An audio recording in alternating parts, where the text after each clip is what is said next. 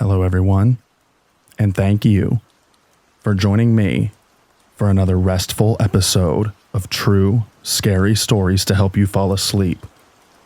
I never really do this, but before we get into this video, I do want to mention that if you would like to support the channel, we do have both Buy Me a Coffee and channel memberships.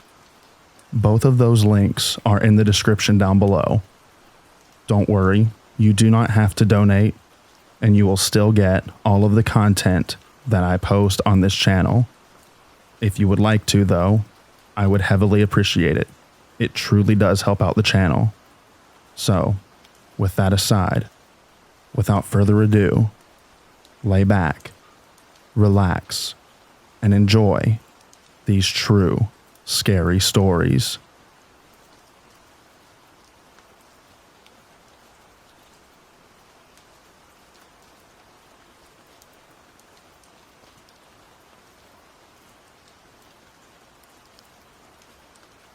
When my parents were dating back in the early 90s, they went on a weekend getaway to a lakeside resort in Nova Scotia. It was extremely old and outdated, but my parents liked that vibe. It gave the place personality. On their last night there, my mom had an extremely vivid dream. In the dream, a young girl came to her, pleading for help. She wasn't saying anything to my mom, but the message was conveyed in her facial expression. The girl was also dripping wet, as if she had just submerged in water. My mom felt this strong urge to figure out what she needed help with, and actually woke up from her dream feeling this urgency still. When she woke up, though, she realized my dad wasn't in bed next to her. Mom got out of bed and started looking around the cabin for my dad, when she finally found him at the sliding back doors that led to the back of the property which faces the lake. He had opened one of the doors and was in the middle of putting his shoes on, dressed in his pajamas. She tried asking him what he was doing, but he didn't answer. After calling his name a few more times with no response, she went up to him and had to shake him awake, realizing that he was sleepwalking. My dad is not a sleepwalker, and to this day, this was the only time that he was ever caught sleepwalking. He woke up obviously confused, but said he was having a really weird vivid dream, and in the dream felt like he needed to go outside to check on the property. So it's either weird coincidence that my parents both had an extremely vivid dream at the same time, or something else was at play. The next morning when they were checking out, they inquired about the history of the property. After some discussion, the receptionist revealed that other guests have also asked about the same thing, sharing some unexplained/paranormal things that happened during their stay. Turns out the lodge is known to be haunted, which my parents only found out at the end of the stay. A common sighting is a ghost sailboat, which appears in the nighttime. It's usually seen as a light floating on the lake, or a faint outline of a boat, but as it approaches closer, it fades from view. I still wonder who the girl in my mom's dream was.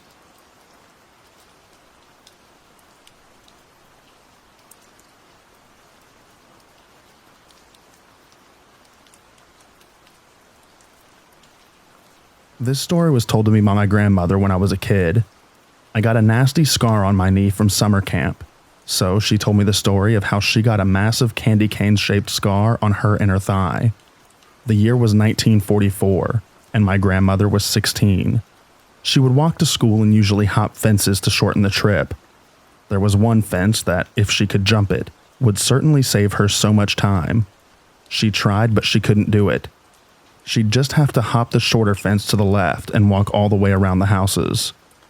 Well, one day she was on her way home jumping fences like normal. She jumps into the yard where she would have to jump the shorter fence and walk around. She noticed a man dressed in an old-fashioned suit. She said a pinstriped one with a black hat, standing near the shorter fence. She was embarrassed for only a second when she saw it was only half a man. He was solid at top and faded out around his waist. She was so scared she ran to the tall fence and jumped it and ran all the way home. It was then that she noticed that her legs were covered in blood and her favorite skirt was ripped beyond repair. I miss my grandmother very much. She shared many stories with me. May Reddit preserve them forever.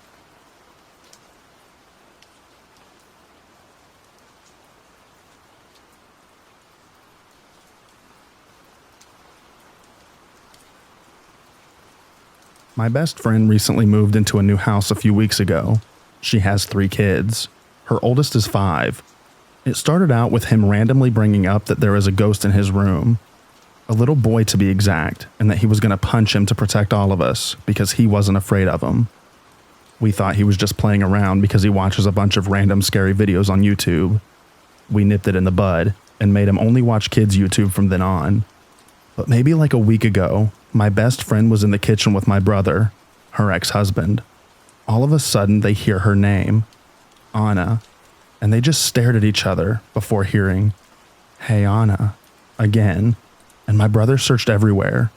There was no one outside and all the kids were sleeping. After that, we asked our friend if her grandpa could come bless the house, since he's a priest, and already blessed our friend's house a while back.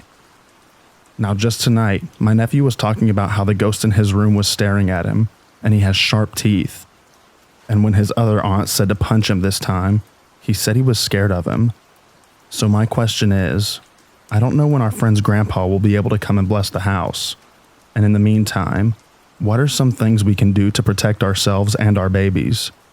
If anyone has any advice, that would be great. Thanks in advance.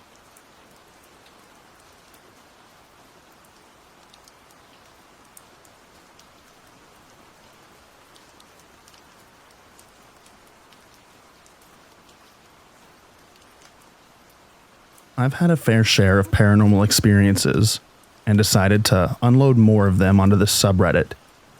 I've come to believe the source of why I went through these experiences is due to my religious upbringing and what they got me involved in.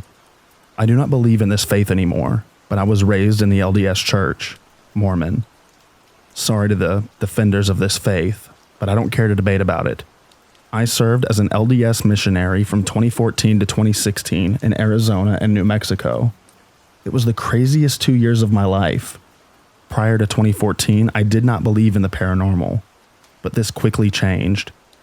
The temple ordinances the LDS Church makes you do before you are a missionary are remixed Masonic rituals, signs, and tokens. However, after your first time through, you do these same rituals for the dead. This includes prayer circles, chants, altars, graven images, and ceremonies done between mirrors facing each other on either wall. Occult lore says this opens a portal.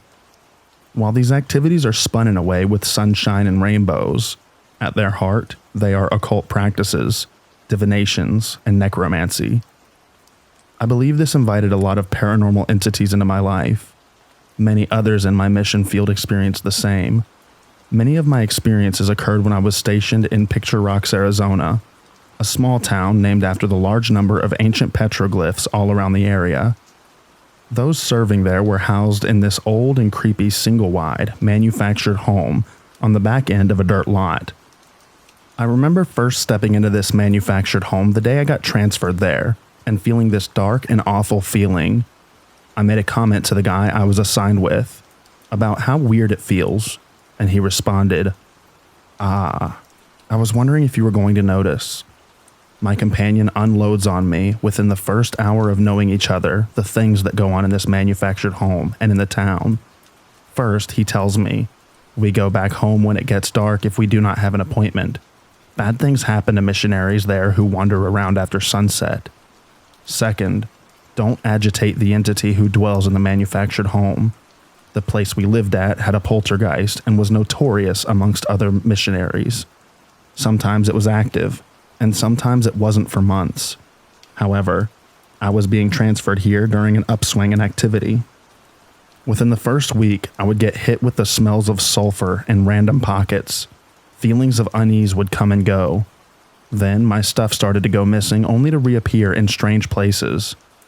In the morning, I would be unable to find my planner and my pen, leaving me to go without it throughout the day. Coming back home, I would find my planner and pen on my pillow on my bed.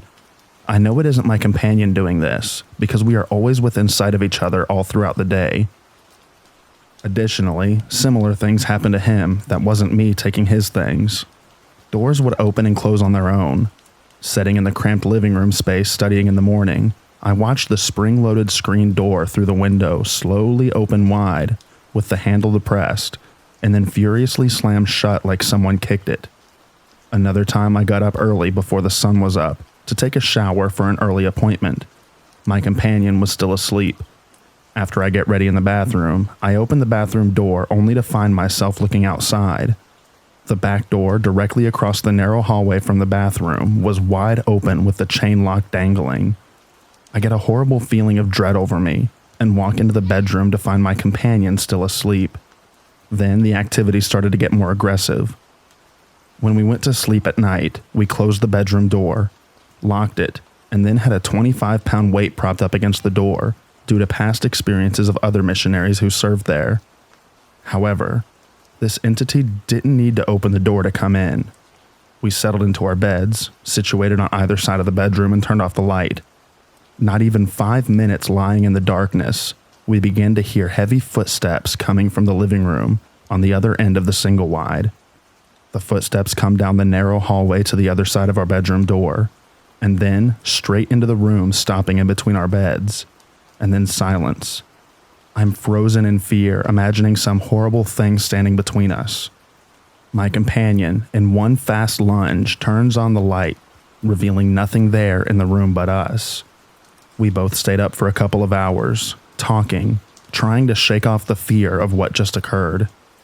Another night, I'm lying in bed awake in the darkness, thinking about events earlier in the day, while my companion is asleep. My leg is bent with my knee poking over the edge of the bed. As I lay there, I suddenly feel the now all too familiar dread feeling come over me. Suddenly, a long-fingered hand lands on my knee, clasping hard my kneecap. A surge of fright hits me, and I am most certainly awake, and I yank my leg away, feeling resistance as the hand lets go. I turn on the light in wide-eyed fear, only to find an empty room with my companion still sound asleep. Other events include seeing brief shadow figures lurking around in the dark, around the trailer from time to time. We'd wake up to hearing knock, knock, knock on our window or under the floor in the middle of the night. I even found myself waking up violently to the curtain rod being torn out of the wall and dropped on top of me in bed. The curtain rod screws had pieces of the wall stuck in them, from being pulled out of the wall, leaving holes. Our mission president never fully believed us with the paranormal activity here, and we didn't have the decision-making ability on where to live in that area. We just had to deal with it. We often felt like we had a dark cloud hanging over our heads, affecting our mood, being around negative energy. These events were just within the manufactured home that we lived at. We had a variety of bizarre experiences around the town of Picture Rocks itself, as well.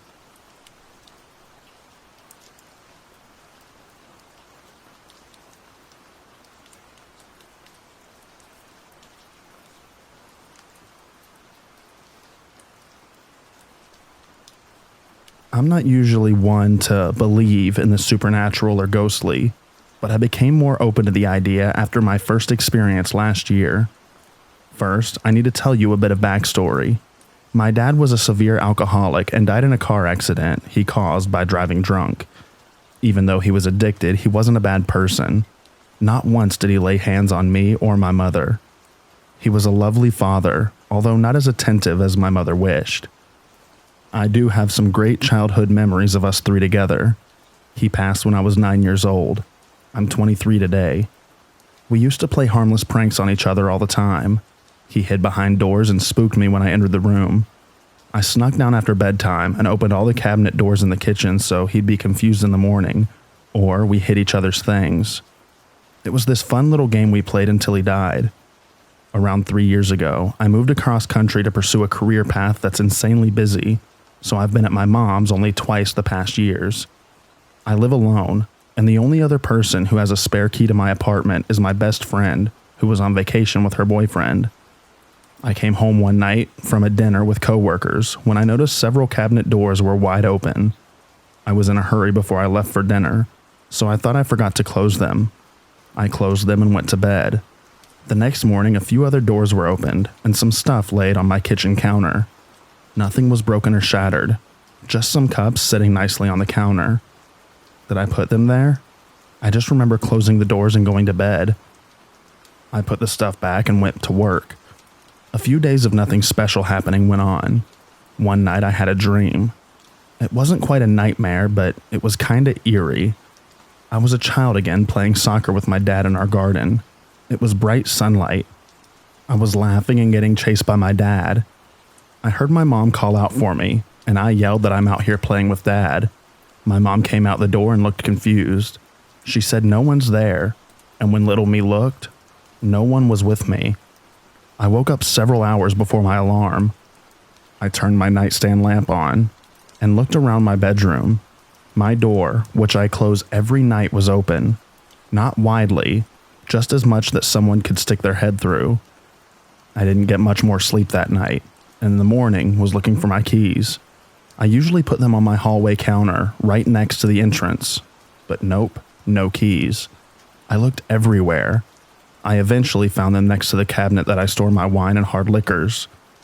I haven't touched that cabinet in days, and just said something I never imagined myself to say. Very funny, Dad. When I came home that day, the cabinet doors in my kitchen were wide open again, and I grinned when I saw it. I wasn't scared. I knew what was happening. I sat on my computer and booked a flight home over the weekend. Shortly after I arrived at my mom's, I excused myself and promised to be back when dinner is ready. I went to the graveyard my dad is buried at, with a few flowers and his favorite candy. I sat at his grave for hours and told him about my life, career, my friends, and all the travels I did over the last years, and ate his candy. I talked to him for hours, and when I left, I thanked him for reminding me of him, and how much I miss him. After I went back home, all cabinet doors were closed. My keys never left their place, and all doors I had closed stayed closed.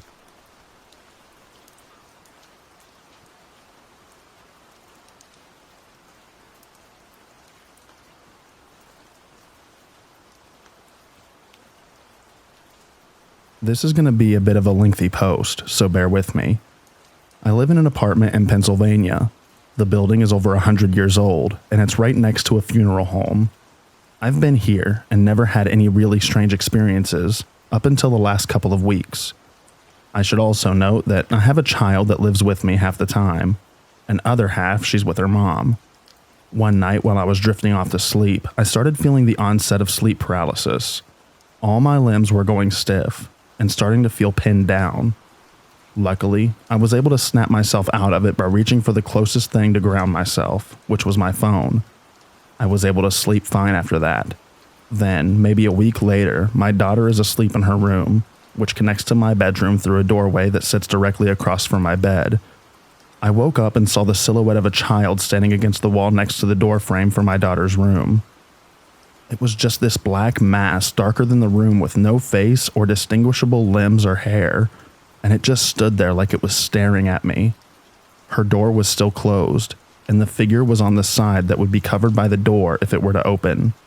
I was definitely freaked out, but chose to ignore it, turned my gaze away from it, and went back to sleep. When I woke up again a couple hours later, it was gone like nothing ever happened. Fast forward a few days and my girlfriend and I are at a flea market and run into a medium selling her wares and talking to people. I told her what I was experiencing, and she looked concerned and told me to cleanse my apartment by burning sage. She also gave me a small vial of holy oil to put in my front entrance to keep bad spirits away. She also wanted me to put some on my daughter's forehead to protect her. The next day, my girlfriend and I go to my apartment to do the cleanse. While I was cleansing a room, my girlfriend was waiting in the kitchen, which has my front door. My girlfriend and I suddenly both hear that door slam itself shut. She actually saw it happen. But after that, my apartment has felt more peaceful, and I no longer get a bad vibe. I do plan on moving out ASAP though, for different reasons.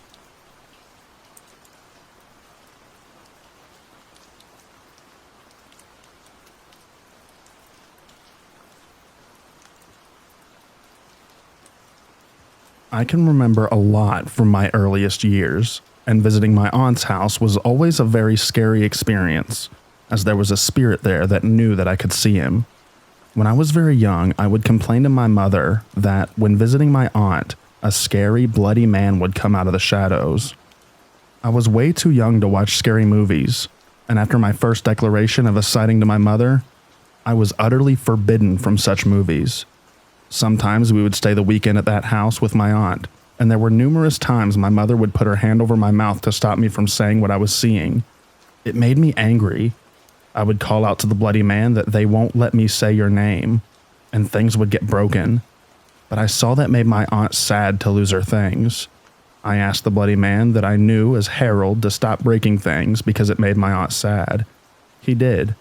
When I told my mother why the damage had stopped, she told me that I must never again call the bloody man Harold. Never say that name to your aunt, but refer to him as Herman. I told that to the bloody man, and he seemed to understand and be okay with it. That seemed weird to me, as if the whole thing didn't. After that, years went by, and Herman the Ghost became a regular thing for family gatherings. Sort of fun. He gave us kids many a scary thrill with unexplained sounds, things moving around, and the locked attic light turning on all by itself. It felt all in good humor, though seriously scary. Herman was fun for us, and a good guy. When I became an adult, I learned that my uncle had unalived himself in that attic room, where the light would turn on and the door would unlock by itself. His name wasn't Herman, but he was a hero and a survivor, and my mom was trying to spare her sister's added grief, as her husband's demise was a complicated effect of the Second World War that had garnered a great deal of attention. I get it. My aunt had served her time and done her duty too. She deserved the chance to move forward. Sometimes there are good lies.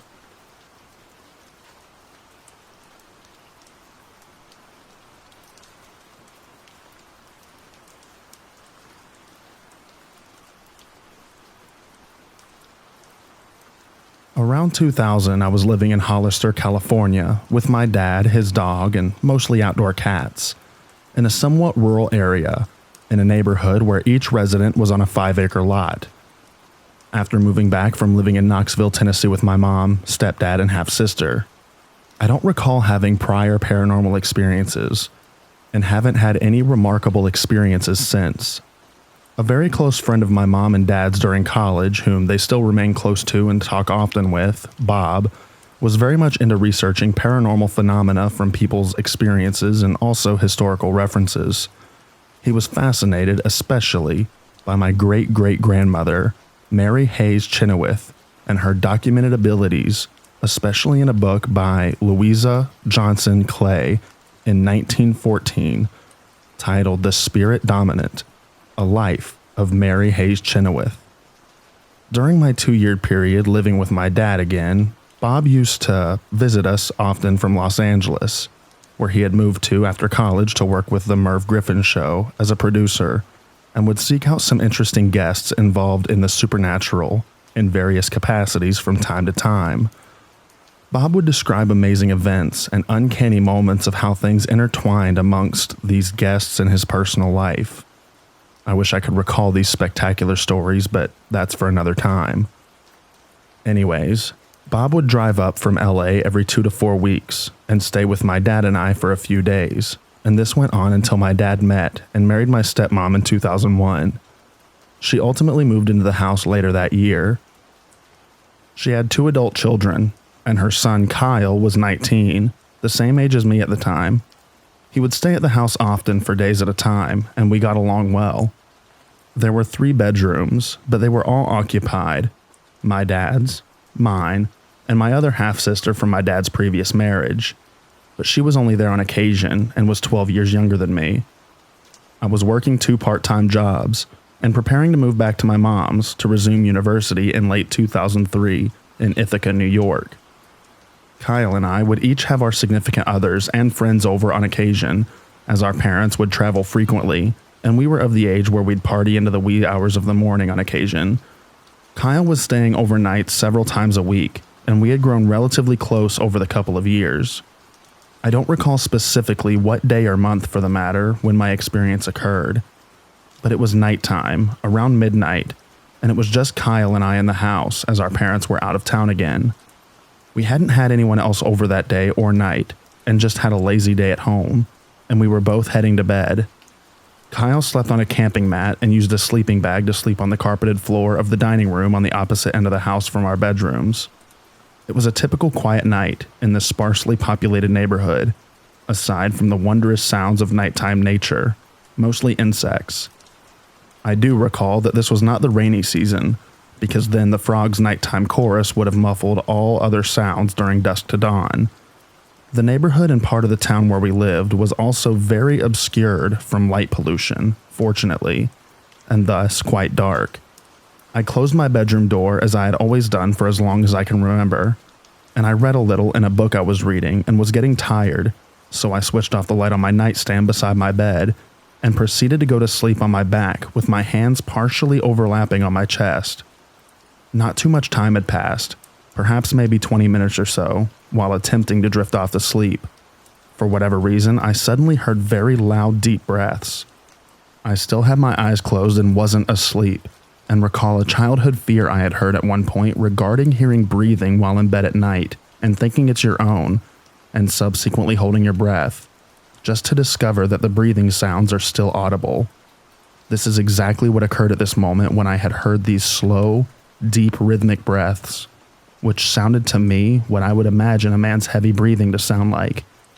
I remember thinking I must be dreaming or imagining the sound and being fearful of opening my eyes and seeing something dreadful. So I instead decided to hold my breath, hoping that it was my own breathing sounding strangely for some reason. Unfortunately, the heavy breathing continued while I held my breath, and I was frighteningly shocked at what I was experiencing. Perhaps only 10 to 20 seconds had elapsed, but it scared me enough to bravely open my eyes and peek about the darkness for unknown shapes. Fortunately, there was nothing there, so I switched my bedside lamp on and looked around my room and under the bed and in the closet, and was tenuously relieved. So I again attempted to go back to sleep and dismissed the incident as my mind playing tricks on me or something. As I'm laying there again in the same position as before, on my back with my hands resting on each other on my chest, I begin drifting off to sleep again. But not much longer again, something much more frightening happens. I feel this immense pressure on my chest, and fingers begin being forcefully curled in towards my palms in the shape of a fist, and I'm having difficulty breathing due to this weight on top of me. This didn't happen for too long, but after the frightful breathing occurrence, and then this, I jumped up out of bed and ran out of my room and decided to go to the living room to watch TV on the couch with the lights on. Earlier that night, I had seen Kyle go to his bed in the dining room, and all of the lights were off in the house when I made my way to bed not too long ago, perhaps 30 minutes earlier. As I approached the living room, which is also on the same end of the house as the dining room, I'm surprised to see Kyle on the couch with the TV on. I say hey, and he says hey, and I said I was having trouble sleeping, and he said the same thing.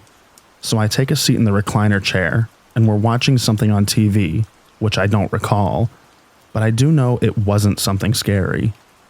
A few minutes into us being there, we were both eerily quiet, and I was still in shock as to what I had just experienced. And I mentioned something vague about just having a really weird experience, and he agrees, and literally begins to tell me the exact same things that had just happened to me only minutes before. I said, Kyle, are you messing with me because this isn't funny?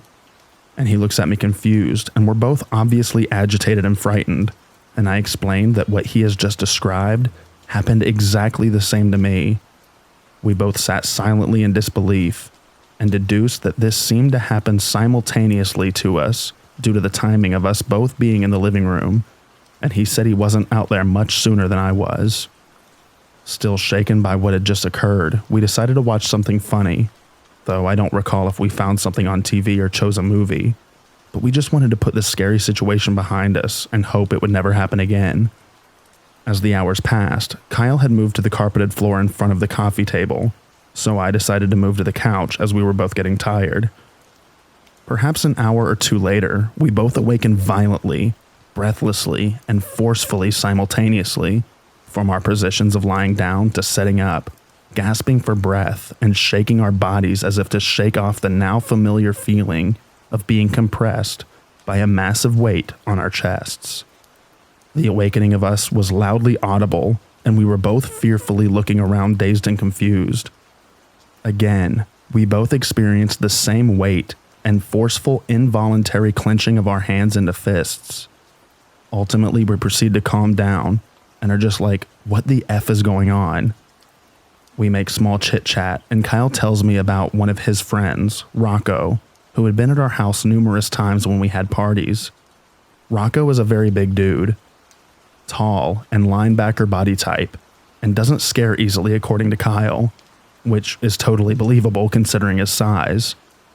He says that one night it was just him and Rocco hanging out at our house, and they were outside at nighttime just chilling and walking around the house and yard a little, and just messing around, and Kyle went inside to use the bathroom and was gone for several minutes. Rocco thought he heard breathing very close to him and thought it was Kyle messing with him, so he turned around quickly and realized nothing was around him. This happened a few times to Rocco while Kyle was inside, so Rocco decided to go inside after that and didn't want to go back outside. Anyways, this was my one and only experience, and it was helpful for my remaining sanity to have experienced it with another person who was able to validate it without any influence of the details. If anything, Kyle could have thought I was messing with him, but he never said that, and could tell by my demeanor that I wasn't fabricating nor embellishing my occurrence, especially after the incident together in the same room at the same exact moment. I mentioned Bob in the beginning to provide context of my life at the time, and also to insinuate that I wasn't closed-minded to the possibilities of the unknowns. I don't want to ever have an experience like that again, and I remind myself of it from time to time so I won't forget. I've also told it verbally in relevant encounters over my life, and will continue to do so whenever appropriate. And hopefully, it will encourage others to not easily dismiss their own experiences as simply their imaginations or dreams, or whatever excuse they deem necessary to pander to the skeptics.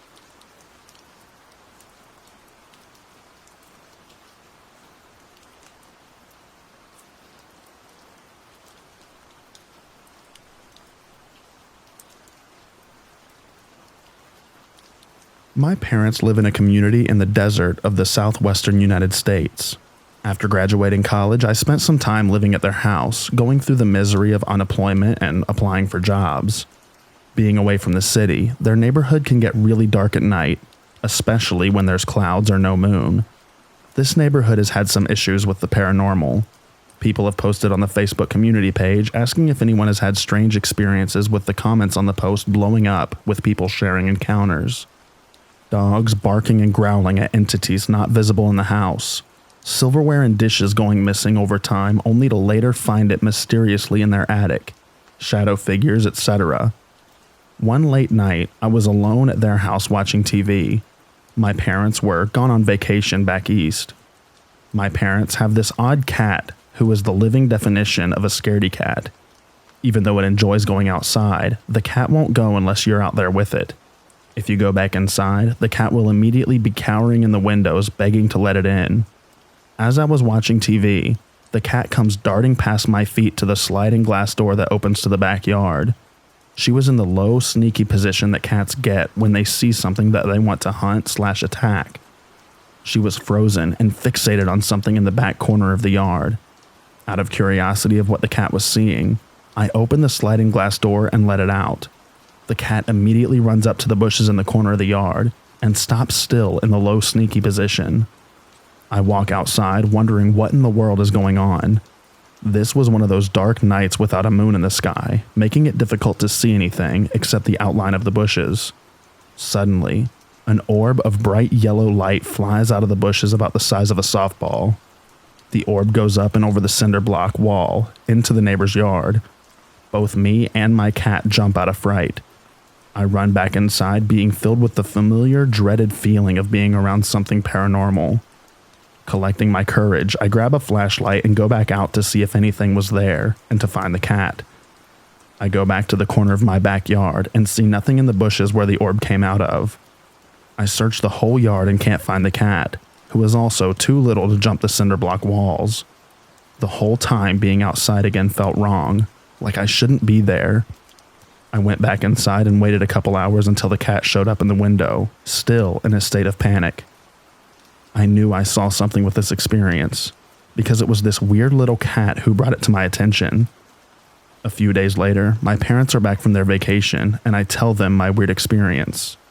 This kind of freaked out my mom, who has read the community Facebook posts about the neighborhood having paranormal activity. Going to bed, I suddenly see a bunch of police cars show up outside the neighbor's house and our house. Police are getting out with their guns drawn. I alert my parents and we lurked in the windows wondering what was going on.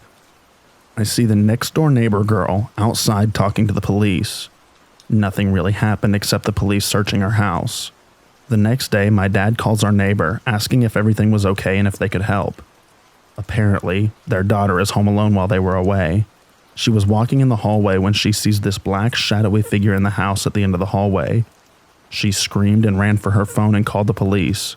The police searched the house and the surrounding area, but found nobody or any evidence of a break-in. This was the neighbor's house the orb flew into the yard of a few nights prior.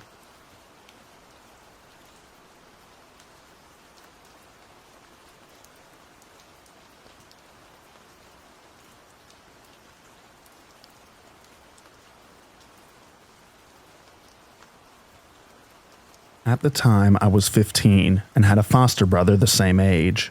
He was my foster parents' kid, and we used to play basketball all day, every day. Those were times when going home when the sun went down was the norm. It was a Saturday, and I had gone home before it was dark. I had spent all day in the sun. I was hungry and exhausted. My brother stayed with his friends that day. Sometimes he would go hang out with them at their house and come home late or get dropped off.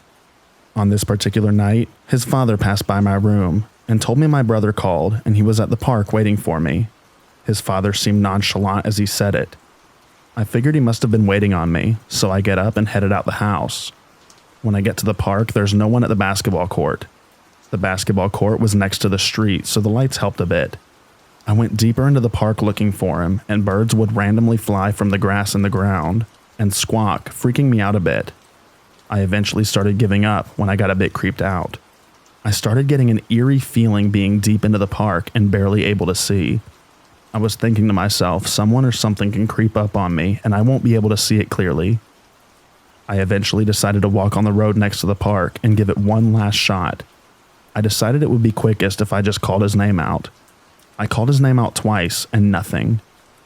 I started to get a dark feeling and decided to just run back home. As I decided that, I saw someone walk out of the shadows and wave at me. It looked like him, so I started jogging towards it. As I got close, it turned around and walked into the park. I kept an eye on it, and as I got closer, it vanished a few meters away from me. I jumped out of my skin and sprinted home. I ran non-stop and freaked out. A few days later, I heard something calling my name in the house. I had just come home from school and my brother was at the park. It called my name outside my door like hiding. I didn't react. Then it yelled my name louder. I freaked out and jumped out my window. After that, I became more cautious. I wasn't home alone anymore.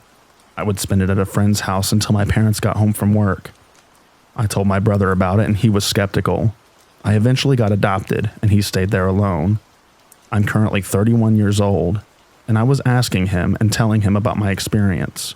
And he told me that after I left, weird stuff started happening to him. I can't remember clearly, but he blurted it out that the house was haunted or something. He didn't really want to talk about it as to not give it any life, but that experience was definitely a creepy one.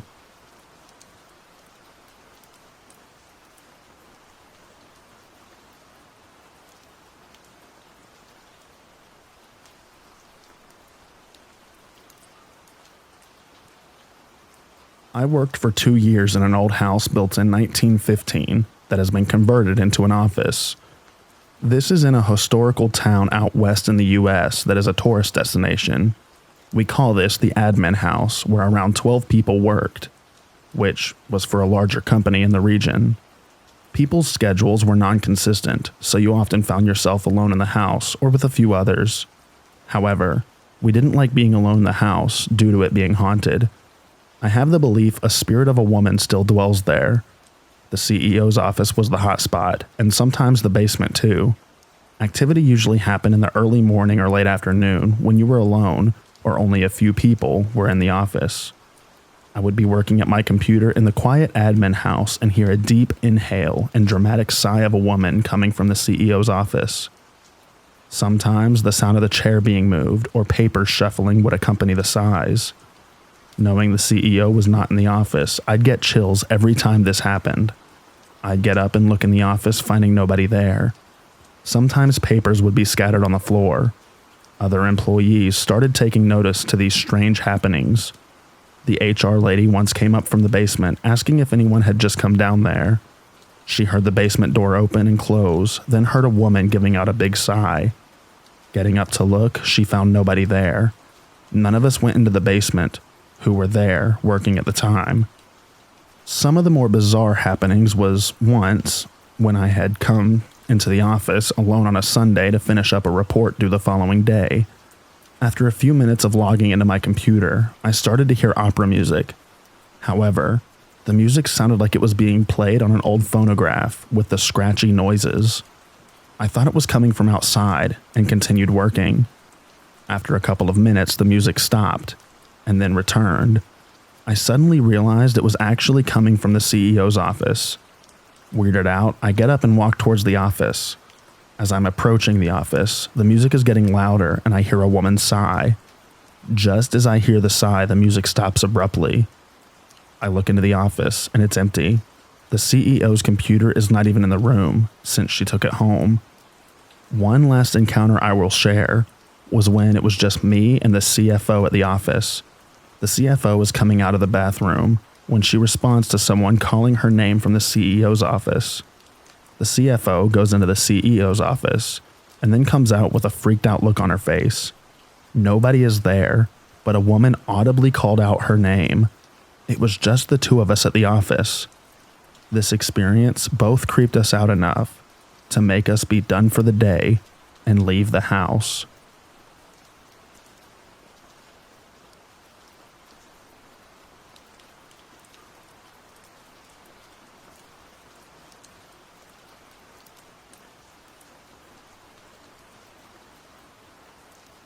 I'm from Finland, and my family has a summer home like most people here. It's in the countryside and was built in the year 1900, I believe, by my ancestors. It is an extremely creepy place, as you can imagine.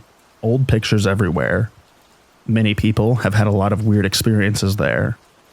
Anyway, around 2014, I had a terrifying nightmare about this place. In it, I was in the living room in the house and about to go to sleep. But for some reason, under the window where the couch is, there was a bed instead. I had never seen a bed there in my life. Nobody sleeps in that room. I sat on the edge of the bed and saw a hand fall from between the mattresses. I lifted the top mattress, and underneath was the decomposed body of a woman. She was dressed in old-timey clothes. The image of her body was so vivid, I can still see the maggots crawling out of her empty eye sockets. I woke up screaming and was shaken by this dream for about a week, but eventually I forgot about it. Fast forward a couple of years. I was at the summer home with my family, and my grandma started talking about her grandmother. She apparently was very strange and probably very mentally ill. She lived in that house, and once her husband died, she lived the rest of her life there. She wouldn't allow anyone in the house, the only exception being her son, not even her grandkids. Apparently, she was very secretive. My grandma said that she would also only heat up 2 of the rooms in the house because it's quite big. Those rooms were the kitchen and the living room, and the only rooms that she lived in. That already gave me the creeps. Then we started looking through the old pictures, and I came across one and just froze. In the picture was an old lady sitting at a table, and I realized it was the living room. Behind her was the window, and under it the exact bed from my dream. Same sheets, single bed, and pillow on the same end. And I'll say this again, never in my lifetime had there been a bed there. I asked my grandma who the lady in the picture was, and she said it was her grandma, the exact lady she told me about. I was freaking out and told her about my dream. She gave me a really weird smile and said, "You saw her." Even more strange is that she remembers none of this conversation. I told her the story again recently, and she seemed really scared. I don't know how to feel about this, and I still can't stop thinking about it.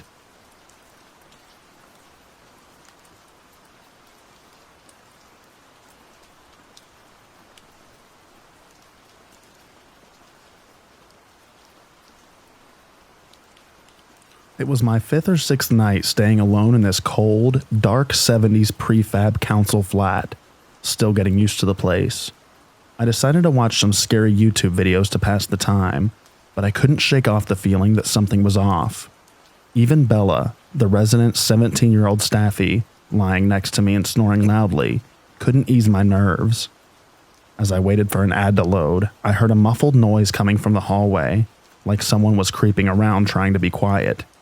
Curiosity getting the better of me, I got up and cautiously opened the door, but there was nothing there. I looked down the hallway and it was empty. Just as I was about to close the door, I caught a glimpse of something out of the corner of my eye.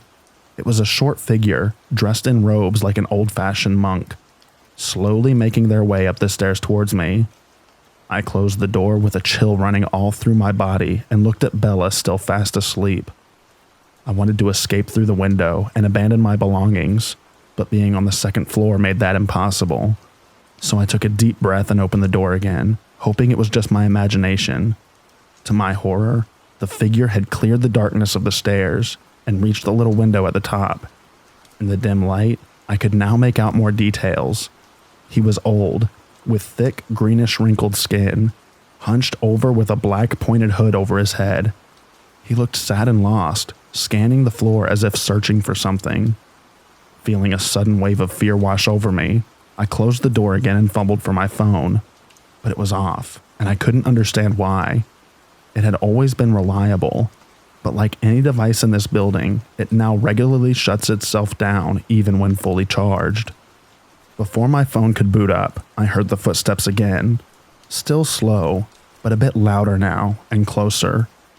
I looked around the room in a panic, trying to figure out what to do. Suddenly, Bella woke up and snapped me out of it, barking loudly. My heart was pounding. The footsteps seemed to stop right outside the door. I could feel the presence of the old man just outside, as if he was standing there, listening. I focused on calming Bella down and sat in silence for a few minutes, trying to collect myself.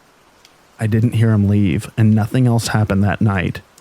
But this flat continues to let us know that we're not alone.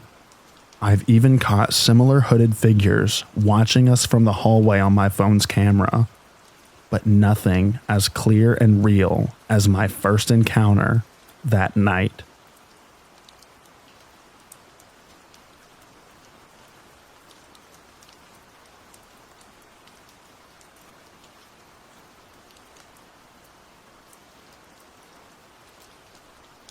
I've been looking for this kind of sub because I've been dying to share these experiences.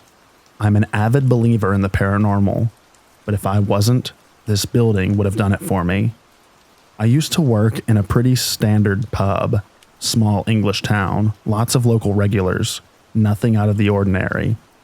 But after a while, the staff started to tell me stories. I learned it was an old Victorian house with a family living upstairs, a woman living where the bar was, and that the cellar had once been a doctor's surgery. The deepest room in the cellar was used as a laundry room, but it always made me extremely uneasy. I was told that this was where the surgery was, and that there was a ghost in the cellar that didn't like women in there. They said the only way to protect yourself was to tell the ghost you had a right to be there. I also heard that the woman who died in the bar was still there. I was uneasy, but I kept working. Nothing happened until I'd been there a few months. The first experience. I was in the pub alone before a shift. I'd gone down to the cellar to collect bottles of drinks to refill the fridges upstairs. I then decided to go deeper into the cellar to get clean towels. On my way out, the lights cut. I heard the laundry door slam behind me and footsteps coming up behind me. They sounded so heavy, like a man. I heard heavy breathing, and I swear my heart was pounding. As soon as the footsteps stopped, the lights came on. There was nobody there. But I ran. I ran upstairs, bolted the door. I had the worst feeling. When my colleagues turned up, they said I was shaking. I remember just praying and refusing to go back downstairs. The second experience. I was in the bar with my colleague when a woman walked up to the bar. We were serving other customers, so she was in our periphery. She very clearly asked us if we could please help her. We said yes, just to wait a minute, please. And she said that she'd been waiting. She walked out of the bar and into the adjoining concert room. Once I'd finished serving, we went into that room to see what she wanted. She was gone. What made it weird? That room had no other exits. She walked in and vanished. We checked the CCTV and there was no sign, but we had both seen her. It shook me up, but unlike the first encounter in the cellar, I didn't feel scared. I felt sad. It was like she was a residual spirit, lost and lonely. I hope she's managed to find peace. The third experience. This one was the second negative experience. Every area in the building had a telephone in it. The idea being that we could just call each room, as it was a huge building. The only phone that was broken was the one in the cellar, because it never worked and my boss just didn't see the point in replacing it. Nobody really used the phones anyways. I'd finished up for the day and had gone upstairs to the office and staff room. I was collecting my bags when the internal phone in the office rang. I was very surprised because there was nobody else in the building. I went to check the screen to see where the person was calling from. They were calling from the cellar phone, the one that had been broken for years. I frantically texted the other staff. They confirmed that nobody was there. I answered the phone and nobody spoke, so I hung up. The second I did, they started calling again. I had that awful, uneasy feeling from the cellar ghost again. I grabbed my things and got the hell out of there. I told my boss the next day and she checked the cellar, confirmed the phone was still out of use. I felt really sick. That place had so many little spooky things. Doors closing, bar shutters rattling, things moving around, snooker balls rolling on their own, curtains twitching. But none of that stuck with me like these three experiences. The second one just made me sad, but the encounters in that cellar made me feel sick. I used to dread going down there. I'd feel upset and emotional every time I left the cellar, and would only feel safe if I prayed or if I crossed myself. I have no idea what was living down there, but it can't have been good. Every woman who went into that cellar came out looking pale and upset and needed a few minutes to herself. I was thrilled when I was able to quit that job.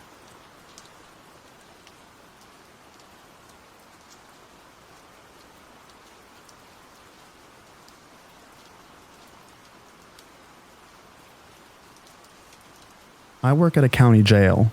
One night it was around 3:30 to 4 a.m. I was called to come to a cell block to relieve the officer for a short time. He had a phone call in the office or something. When I got to the cell block, he says thanks and he should be back before it's time to do check and leaves. So all the cells in this unit faced the desk and had a small window so the inmates could look out. I sit at the desk and twiddle my thumbs for a few minutes when I heard a tapping coming from one of the cells. I look around trying to see where the tapping was coming from and I hear it again. Then I hear a voice say, 17 house. I look over at cell 17 in the corner and see an inmate standing in the window tapping on his wrist, asking what time it was. I held up the amount of fingers and he nodded before stepping back into the dark. A few more minutes went by and the officer still had not come back. I looked at his log and realized that he was due for a check. I stood up and began going around the cell block looking through the cell doors' windows to make sure that all the inmates were safe and nothing was out of the ordinary. When I got to the cell 17, the one where the inmate who asked me what time it was, I shined my light into the cell and it was empty.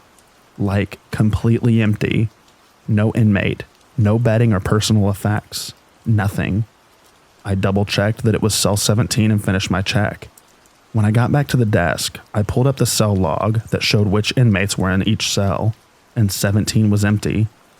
I sat back at the desk and looked over again to make sure that it was cell 17 that asked me, and not cells 18 or 16. Cell 17 was in the corner, and I was 100% certain that it was cell 17.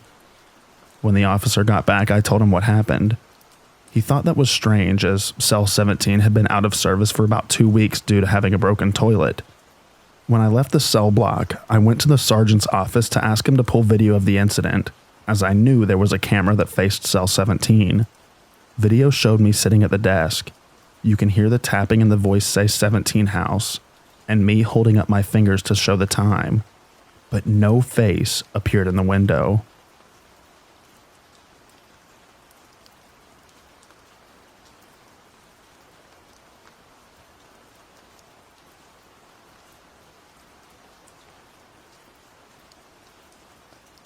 There used to be a bird and botanical garden at the back of Manoa Valley in Honolulu called Paradise Park.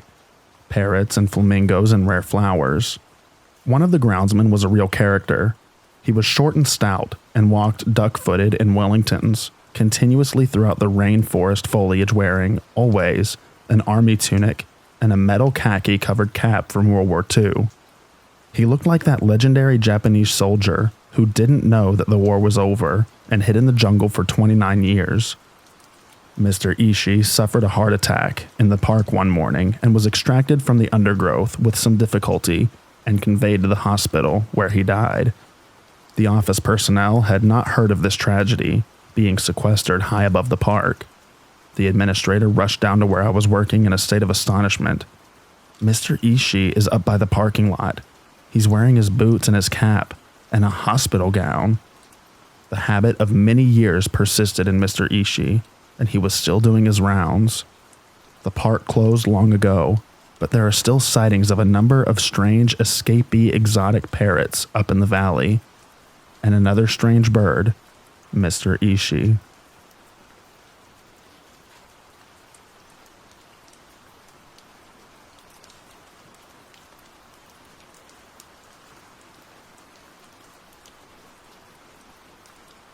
For some backstory, I have a cat named Ash.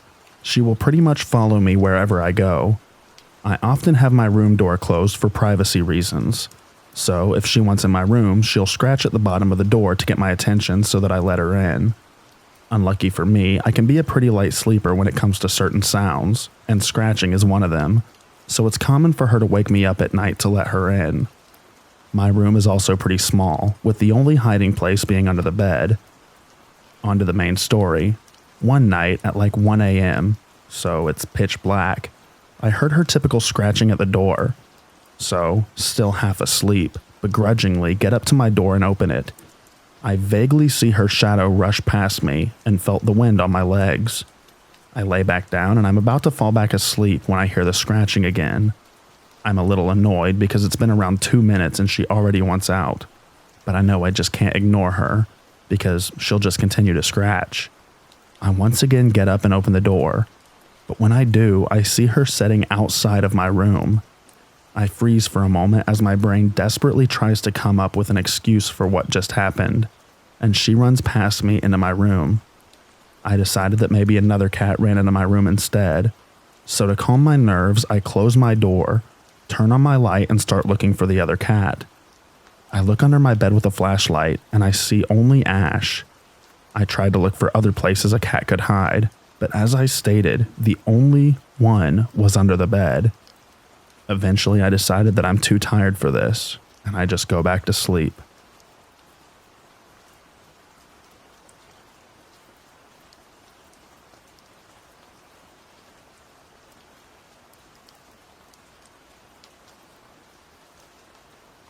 Thank you so much for listening to all of the stories in this video. I hope you enjoyed them, and I hope you enjoy the rain sounds at the end. I hope you all get an excellent night's sleep. Good night, everybody.